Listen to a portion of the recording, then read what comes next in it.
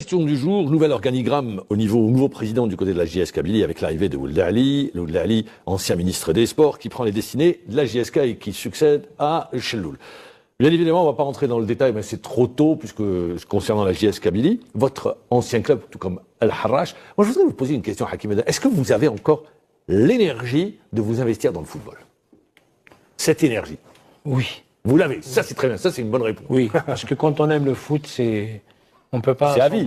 C'est à vie, voilà, c'est à vie. Mais vu que c'est pas toujours agréable ce qu'on voit dans nos stades et l'atmosphère qui l'entoure. Mais moi je l'ai dit, je le redis une autre fois.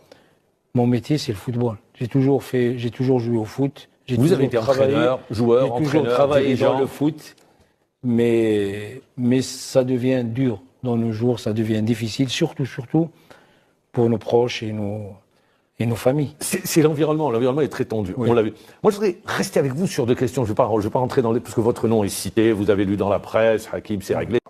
Qu'il faut le dire. Et plus vers le bas du tableau que vers le haut du tableau. Est-ce que vous ne pensez pas, parce que c'est une chanson que j'entends chaque intersaison. Quand les dirigeants arrivent, on va jouer le podium, on veut promettre, on veut faire plaisir aux supporters. Est-ce que vous ne pensez pas qu'aujourd'hui, il faut se donner le temps pour reconstruire, pour mettre les bases d'une équipe? Ça ne se construit pas en 6 mois, une équipe en 3 jours, en 4 jours. Sur un projet sur 1 an, 2 ans, plutôt sur 2-3 ans. Est-ce que vous ne pensez pas? Bon, ça, grand... Pourquoi j'ai cité la JSK? Parce qu'ils sont en difficulté cette dernière saison. Rappelons-le. Oui. Mais je pense qu'il y a des clubs qui sont faits pour la formation. Il y a des clubs qui n'ont pas le temps, ou bien on ne leur donne pas le temps pour la formation. Je parle en général. Et la JSK, comme vous l'avez si bien dit, c'est un club quand même qui a dominé le football algérien à une époque, et même au niveau africain.